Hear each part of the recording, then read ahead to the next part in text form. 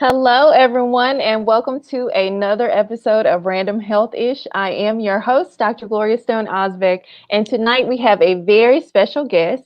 Tonight we have with us Cassey Mapp-Ahmed, and she is a doula in North Carolina, and she is going to be talking to us about the importance of joining efforts to reduce health disparities in the Black community. So, without further ado, please join me in welcoming Cassey.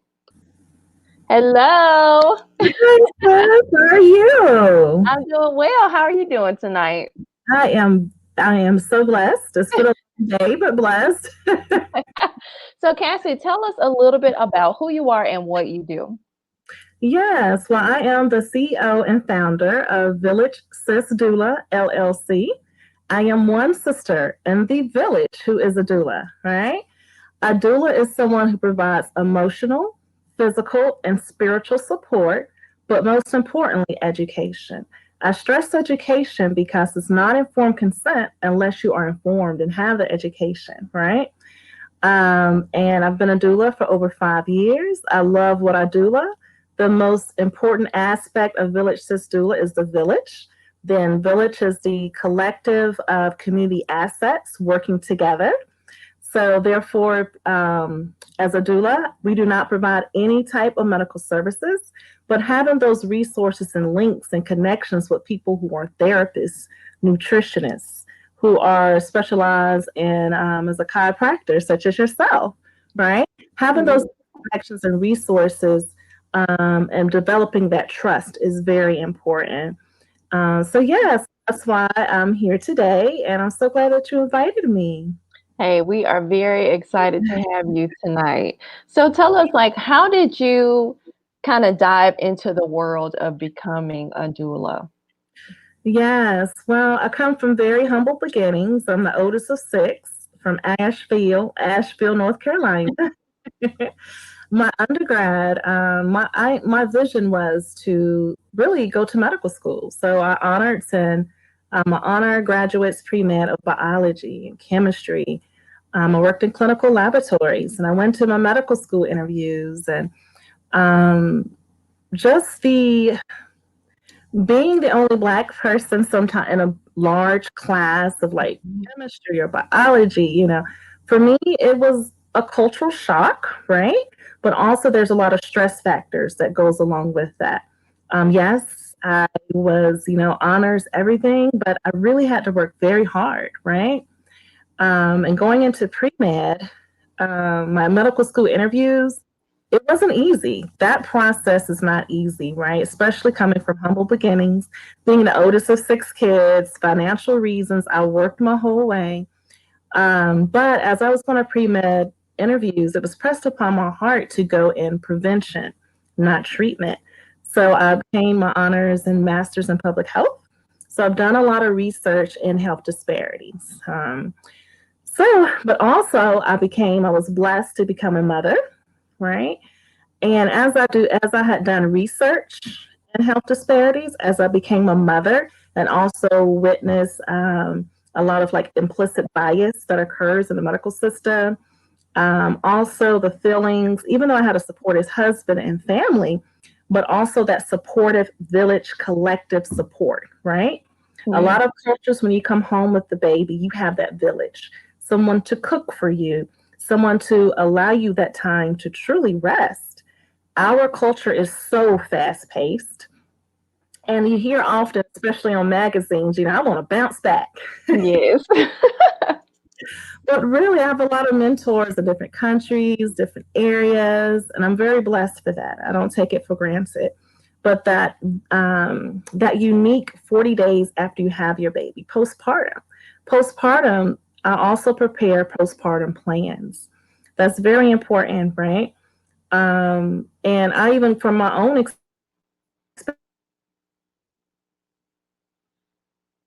I came home with a beautiful pictures. I was blessed to have my grandmother. So postpartum care is actually having that support of someone with you in the home. And with the village concept, having like a meal train where people can periodically come and provide meals, who are having that plan of who will provide transportation, who will provide emotional help. And postpartum doulas are equipped with that. But not only that, They also are equipped with different techniques to help you heal physically, emotionally, spiritually, and also give you techniques about different things you can do to heal your body, especially as it relates to diet, exercise. We also do belly binding and yoni steams, Yeah. right? We do evidence-based information, herbs and information, and we also provide it with your provider to ensure you have full communication with your provider as it relates to those things, okay? So that's a little story about me, how my science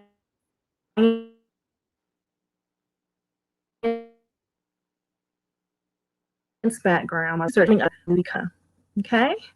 And village system is very important because even my research and being a community advocate, I never did things alone. I always had that village there with different expertise. So not working for the community, but working with the community to really, really uplift the health and wellness of our entire community, and also for it to be sustainable, right? Not just one stop and okay, it's fixed. It's something that needs to be ongoing and sustainable, not only for that mother, but the mother after her, right? So bringing that village aspect back. So, yes. I love that idea because, when we think of giving birth, we would like to assume that everybody has that support at home that they need to, Mm, kind of get them through, like you said, the postpartum phase after giving birth. But everyone does not have that support system. So the fact that you kind of put people in contact to kind of prepare meals and, whether they may need a therapist or whatever the case may be, I think that's pretty awesome that you kind of help them get to that next, level that they need to be to have a successful postpartum, you know. yeah.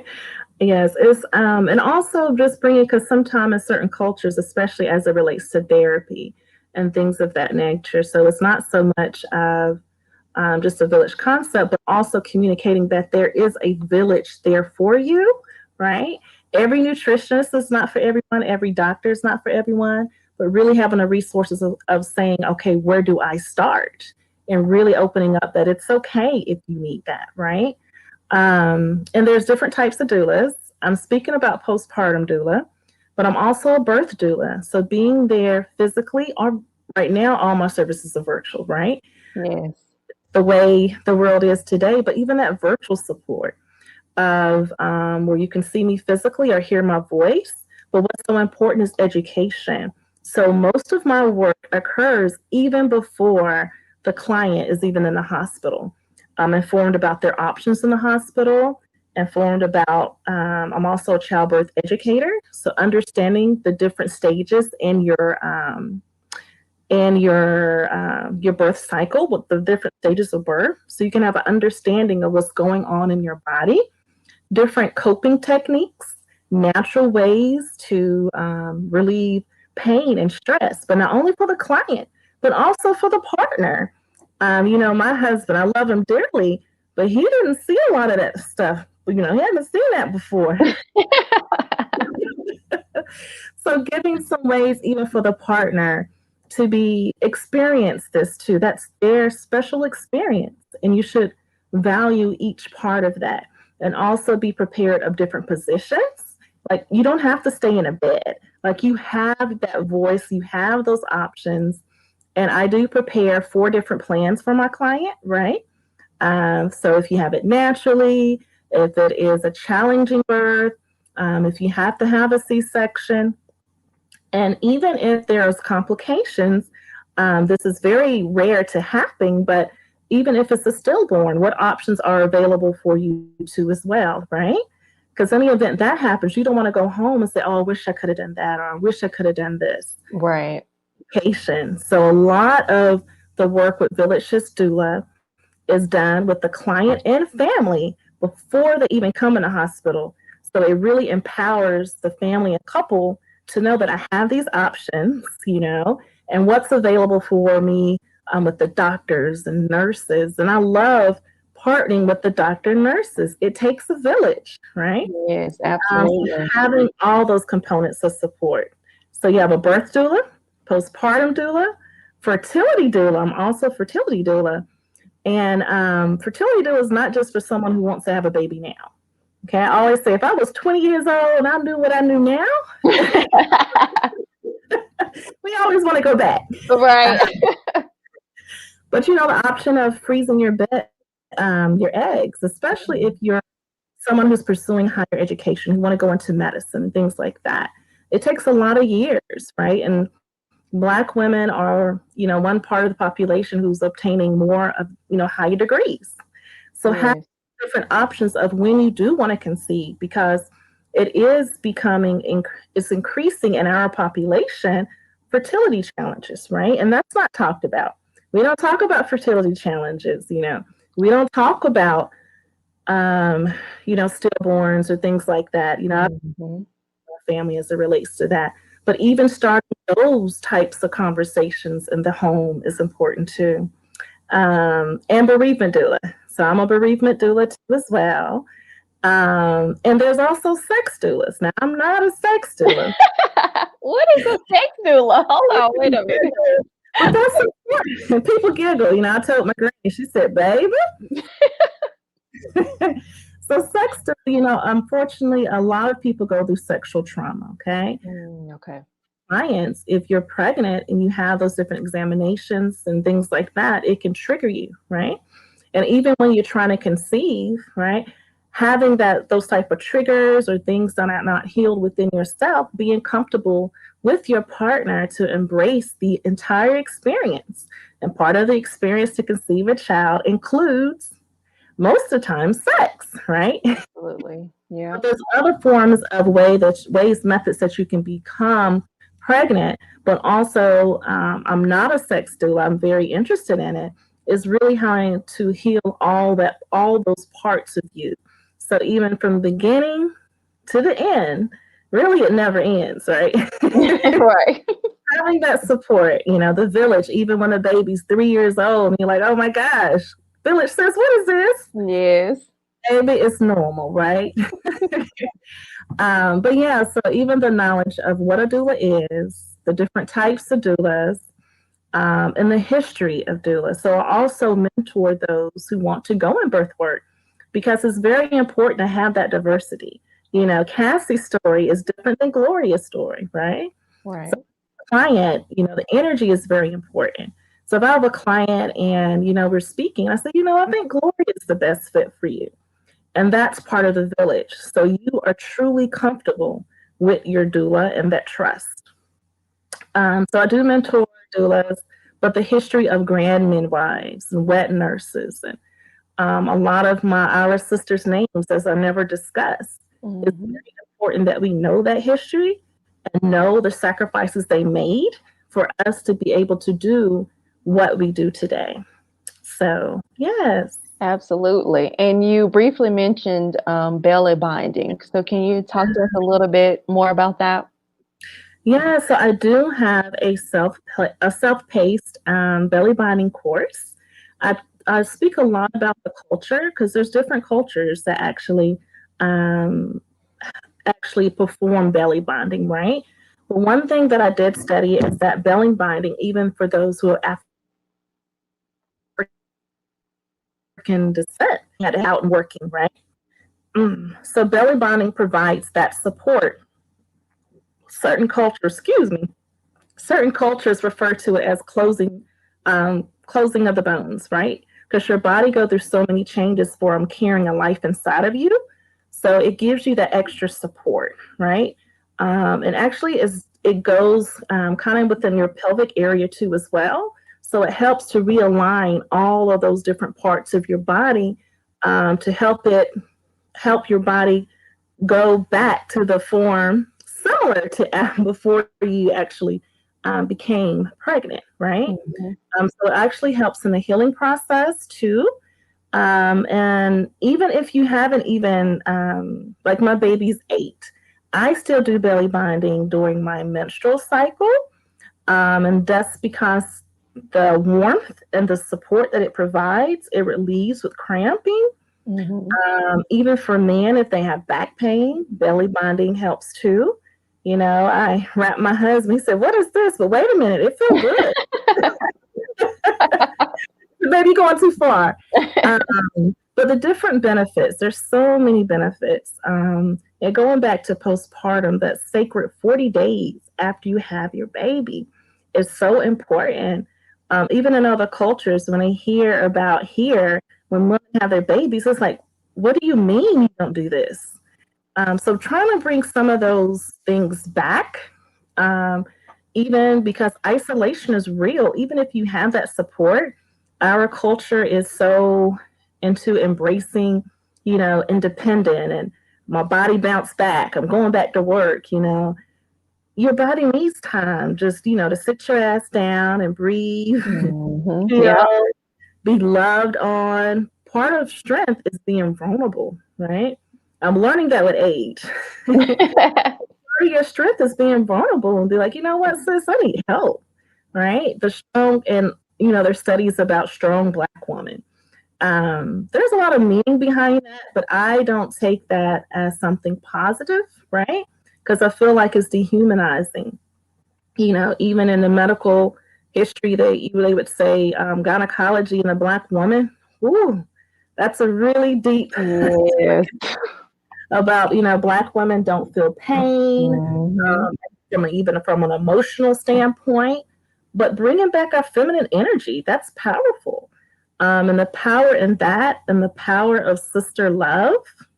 I do say sister love, but we're all God's children. So even if someone doesn't identify as female, if you're carrying a life, Village Sis Doula is here, right? I even have clients who called me because I'm also a health coach. So they were like, yo, Village Sis, I ain't feeling myself. So that's why I'm so blessed to be in network with people who are therapists and counselors. Because during this time, during the pandemic, I have had some serious phone calls, right? And I stay on the phone with that person until somebody else is able to get on the line and provide them with support. Because during a pandemic and pregnant and have kids, 3 kids, and in virtual homeschooling, you lost your job. I mean, these are difficult times. I know we had spoken before, sis, but we need more than a village now. We need a tribe. There's so much going on. So doula, we provide a lot. There are different types of doulas, but it's important that we have more sisters in the village who are birth workers. I think that is awesome. And I have been meeting more and more birth workers that are doulas or that are, going into midwifery school. I even know a few chiropractors that have also gone to become a doula as well. And I just think it's so awesome because, like you said, we are so in the routine of, hey, I got to be back at work. If I don't go back, by a certain time, they're going to fire me and like all this stuff, So you have that on top of the stress of a newborn, on top of the stress of trying to get your body back to normal, with, temporary hair loss, with, emotional, like mood swings, and just trying to balance everything. And sometimes it's a challenge and it can be overwhelming, I think. It is. And, I'm in North Carolina, but we have so many beautiful village sisters and brothers, whoever you identify with. But going back to building the community asset. So I see my sister here, Morgan. She makes amazing vegan meals. I don't know how she makes nice. Banana flour or something. Right. But it was good. But also having food that truly feeds your soul, that's healthy for you and the baby.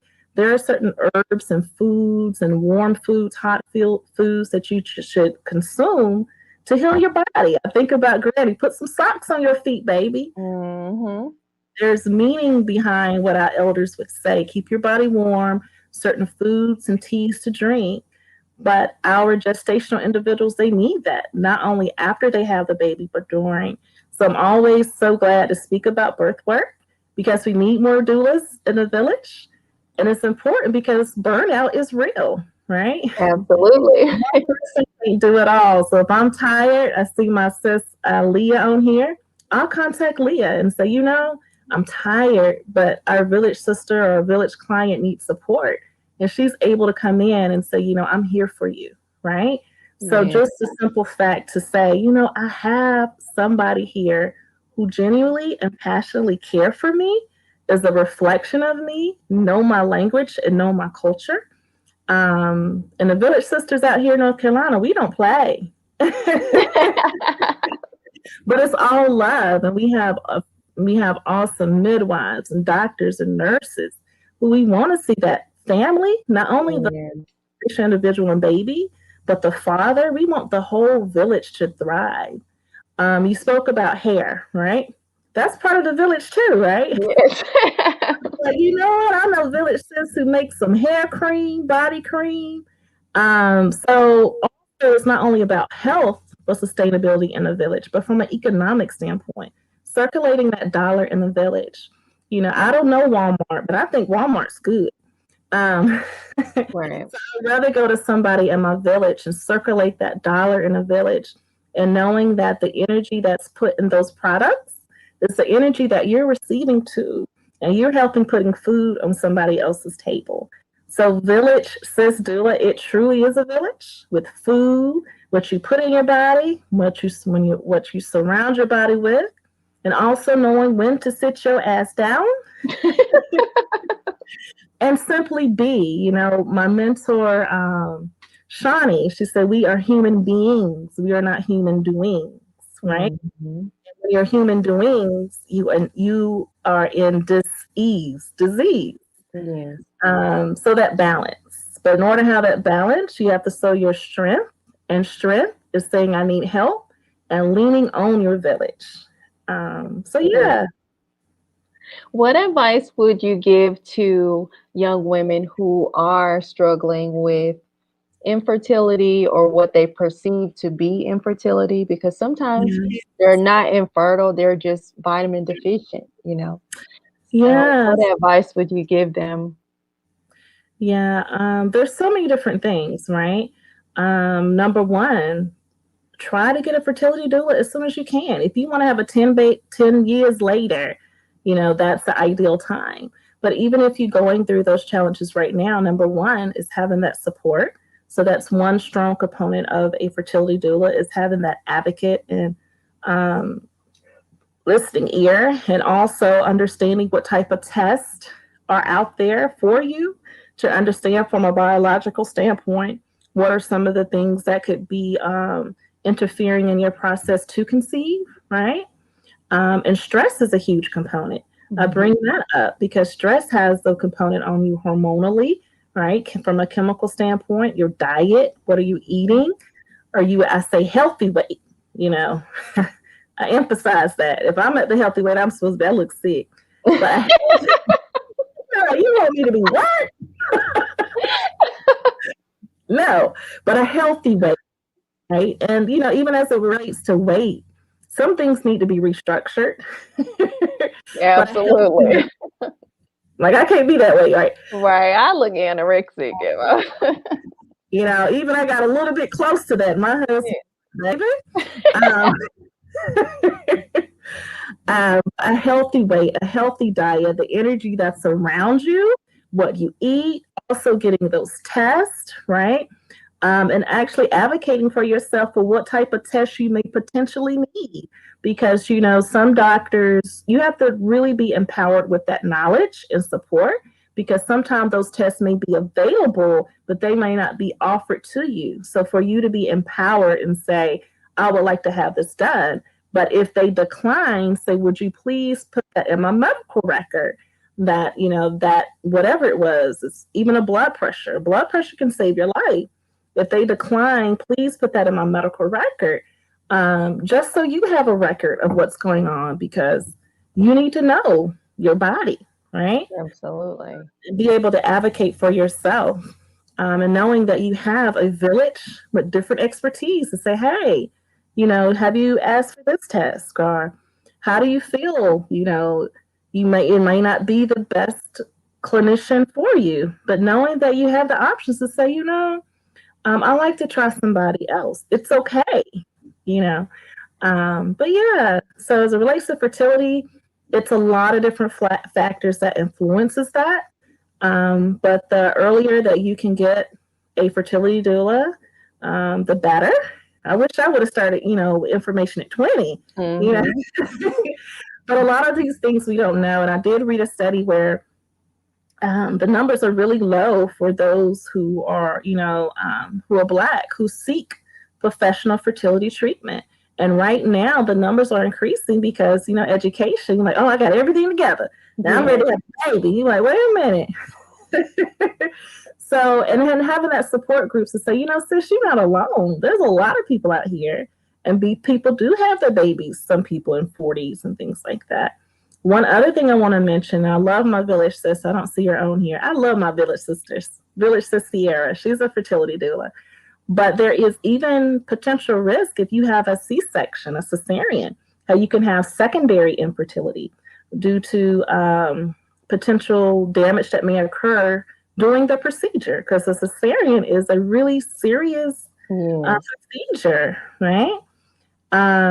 So looking into those different things, and also that it's also it's more likely for a Black gestational individual to have a C-section. Why is that? Looking into those different things, right? I mean, we do have great doctors and midwives, but also giving information from a holistic standpoint that has shown to really help, but also have those options to ask. So, yes. Evelyn said she doesn't want to go past 40. After 40. I saw that. I got distracted. I was like, what?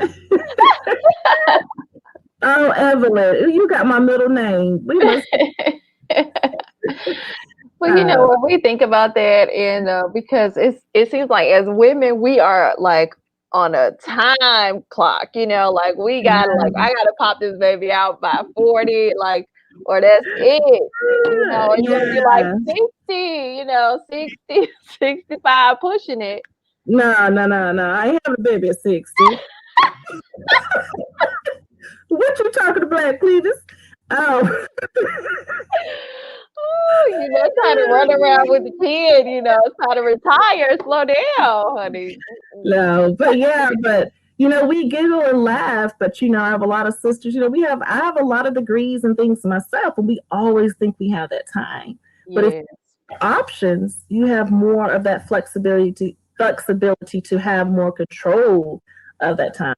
Granny said we don't got that God laugh at our plans, but at least the options. Yes, absolutely. To freeze your eggs and things like that.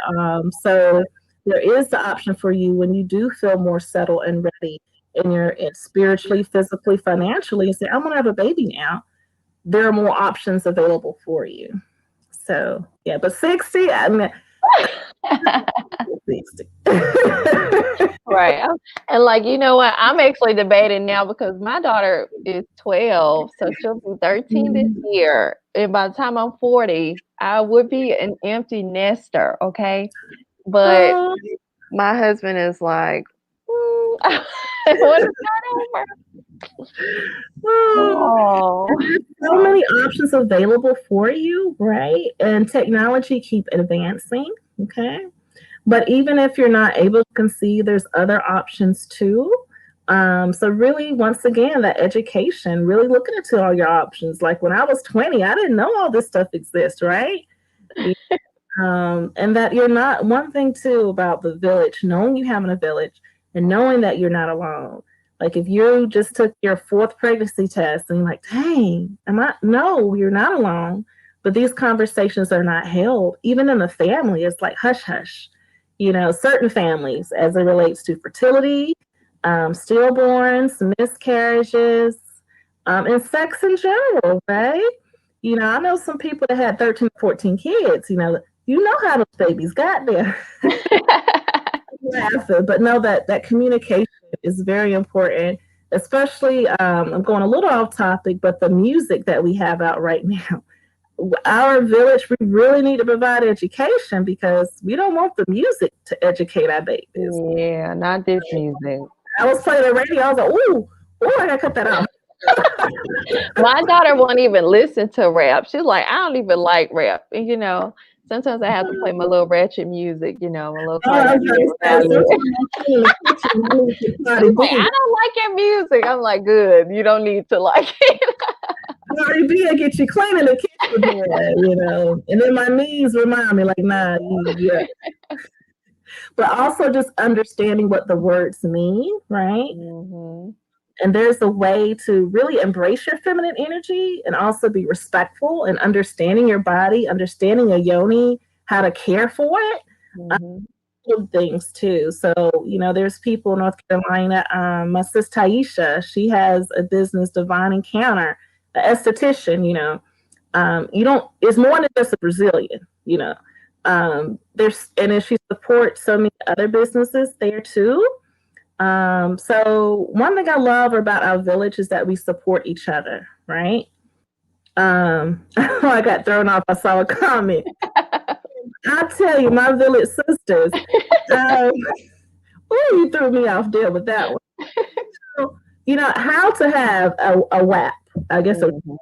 I can't say, but caring for yourself, the yoni steams, what you eat, different teas, knowing your cycle, knowing your ovulation, being in tune with your body, being okay touching your body. I just told you I had a mammogram today, but I wouldn't have gone to get a mammogram early if I didn't know my body and understand that something's different.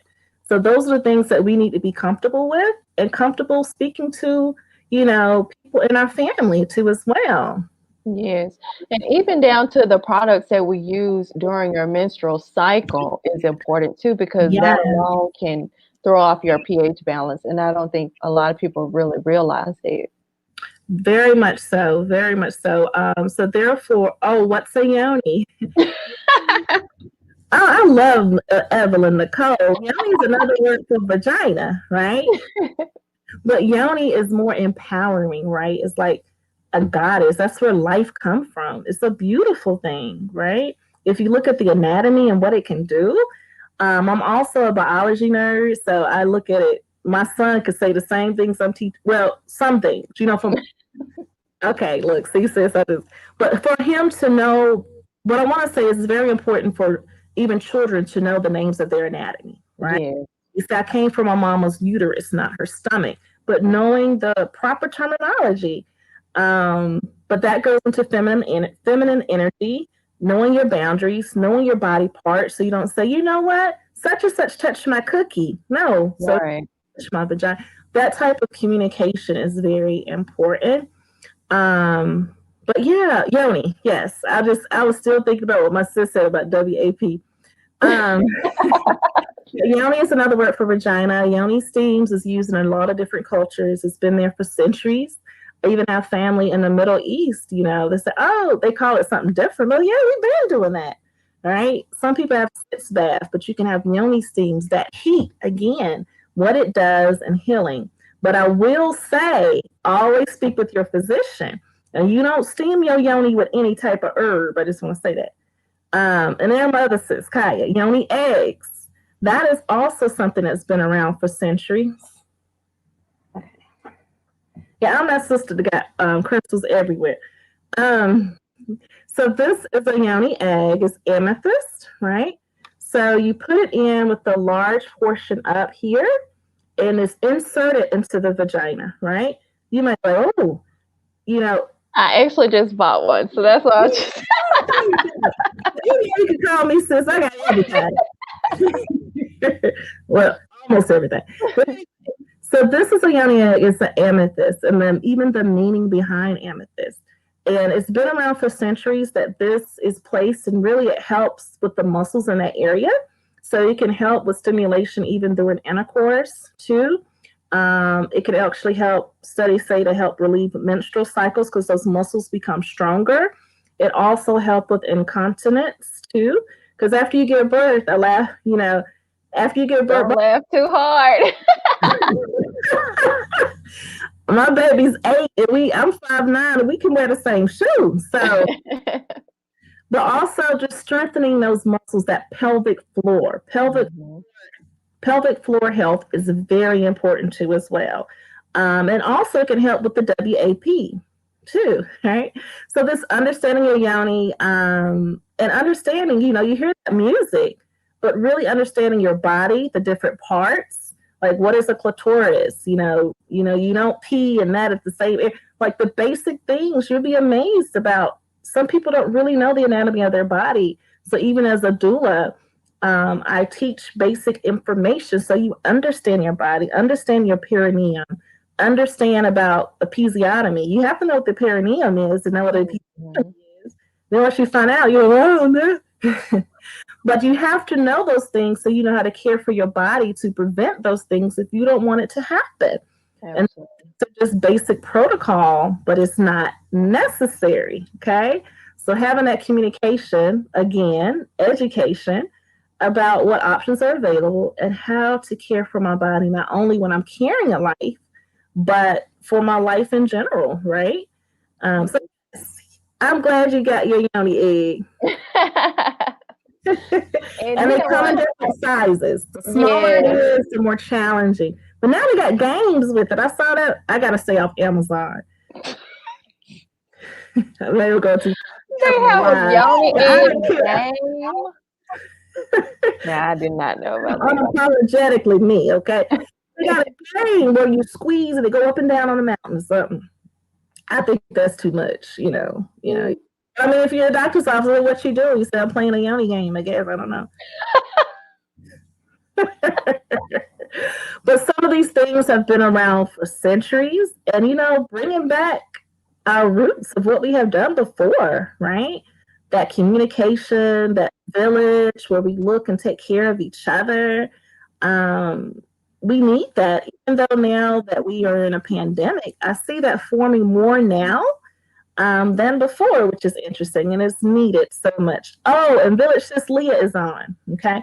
So as we talk about menstrual, right?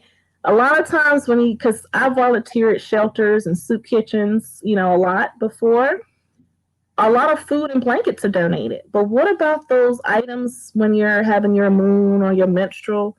So what she is doing for March is that she is collecting money donations or just items to assist those shelters or soup kitchens, so they have that options, right?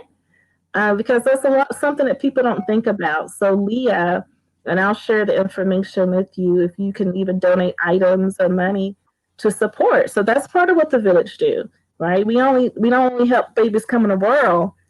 We support our village in different areas. And even with Black Lives Matter, I don't know what happened to Black Lives Matter. I don't hear that no more. But I've been Black all my life. But you know what? It's so, okay. I know we're getting off topic, but I know. That happens. I think that when people hear Black Lives Matter, they automatically assume that people are referring to the organization when they are actually talking about actual Black lives. Yes. And so there's been a lot of talk that the organization itself has been kind of misusing those funds or not allocating them where they need to be.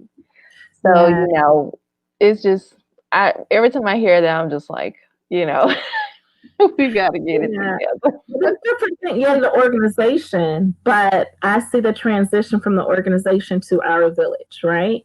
So we are being more empowered and mindful that it's not only, this has been going on forever, and we need to work collectively to really resolve it because we are dying, not only with police brutality, infant mortality, maternal mortality. We are 2 or 3 times more likely to die in childbirth. It doesn't matter how much money you make or where you live. We know Beyonce got money and she had a story. Even Serena Williams. She got money. But the thing is that implicit bias, being implicitly biased, right? And being able to have that communication, that village, trying to just write our narrative, right? Our narrative is not shown. We were talking about music and media. That's not our story. Some things may be part of our story, but you don't know our story. Black Lives Matter. It always mattered. Right. It's more than a hashtag. Right. Right. I say, don't, like I tell my son, don't complain about it, be about it. What can you do? You know, he said he wanted to save money. I said, well, you need to start a business. You know, he's like, I don't want to be a business. But, you know, Granny say, talk about it, be about it, don't just talk about it. Yes. Are empowered, each individual person, to do something to help our other brother and sister be better, right? So yeah, I didn't want to speak about that Black Lives Matter. Oh, here we go. I got off topic. Unapologetically me. There we go again. It just slipped me. It's been a long day. I know this virtual. Yes. I ain't do math like that when I was little. Virtual school taking us out. Do you hear me? I'm laughing, but imagine if you had 3 kids. My God, I can't. I can't. And I know people like that. Like, it's serious, right? But what I wanted to say is to relate to Black Lives Matter is it will not be a Black Lives. I believe my mentor, Shani, she's amazing. It would not be Black lives. There would be no Black lives if there wasn't a Black uterus. So if you preach about Black Lives Matter, then what are you doing for the Black uterus? You know, because there are a lot of companies also profiting off that hashtag. This is more than a hashtag, right? Right. People personally who have died. It's more than a hashtag, because I get a little emotional because I've seen a lot, I've heard a lot, right? So when you know that a child has died, a mother has died, or police brutality before we had camera phones, I know what that is about, right? And what that does to a person, right? And you have to heal from that. You know, PTSD is real. We don't talk about that. But community, what is being showed on the media and TV and social media, that triggers you. It impacts you, right? And we have to heal from that. And again, it's going to take a village. We laugh and giggle. We're really good at laughing. Right. But when we see those videos, deep down inside, this shit is real. Right. You see something on TV, and oh my God. I'm like, look, I've been knowing and seeing this all my life, right? And that's another reason why I love what I do. Yes, I could be in medical school making all types of money, but it's not about what I want to be. It's what I want to do and what was pressed on my heart. These classes and everything I went to, they haven't seen what I've seen, right?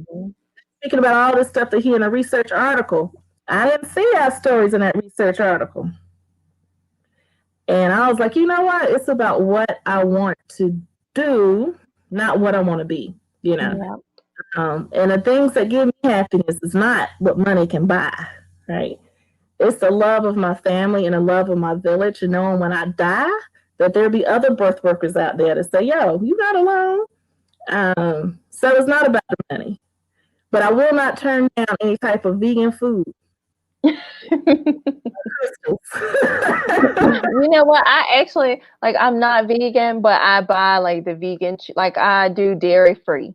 So I buy the vegan cheeses, the vegan yogurts, or, you know, I've been on this, you know, gluten-free, like no dairy, like, you know, just, I still eat meat, but it'll be either meat and fresh vegetables or veggies, or, you know, I kind of dip and dab a little bit. But. Well, you know, look, it's okay because I'm striving to be plant-based. I love donuts, but like, you know, my elders say everything in moderation. Now, if I'm real hungry, okay. But I'm being educated because I work, you know, researching food deserts, and I will go out into country areas here in North Carolina. Caswell, you know, well, Caswell County is like a rural area. Food deserts are real. Like, you'll go somewhere and all you see is a McDonald's. McDonald's make me sick, so I had to prep food. So, you know, even from that standpoint, it's structural, right, in our community. You know, I'm going a little off topic, but that's why I love what I do. That's part of our village, understanding why you do what you do. That's why when I mentor other birth workers, I really want them to understand their reason why, because this shit ain't easy. Yes. You got to focus on your reason why and say, is this really the shit you want to do?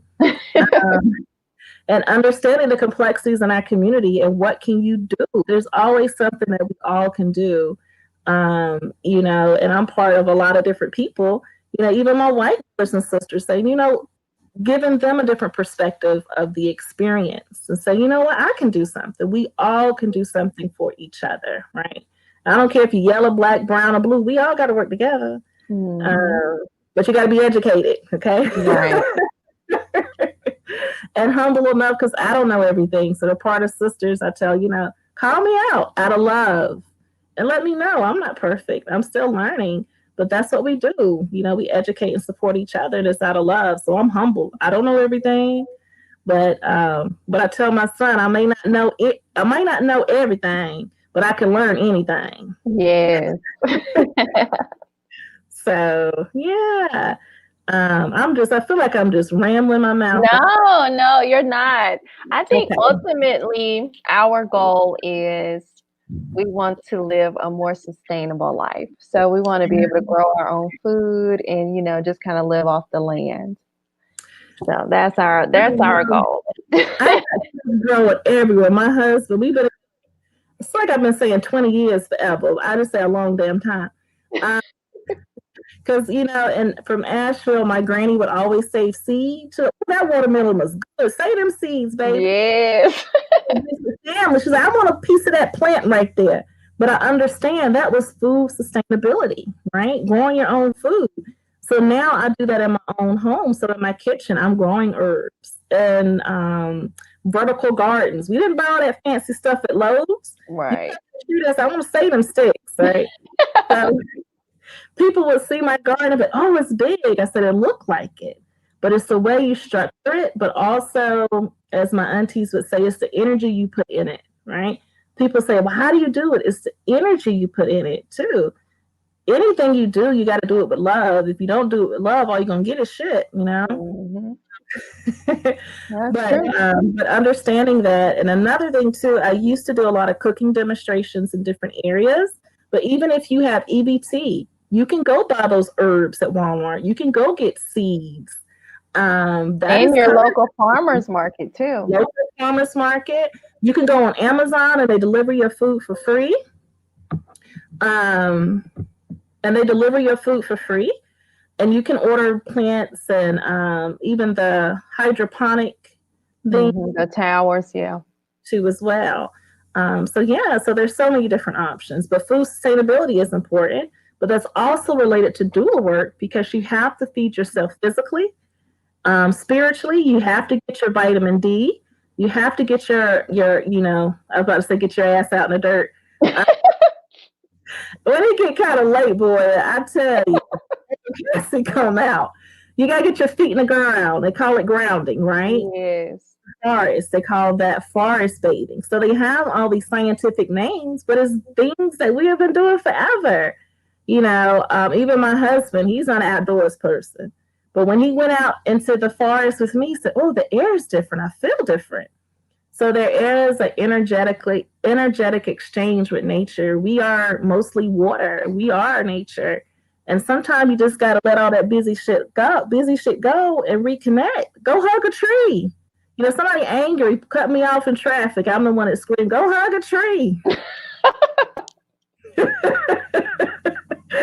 Yeah.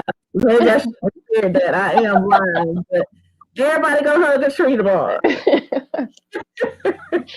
Yeah, I like to go out in the mornings, like first thing in the mornings, and just kind of go sit out in the back.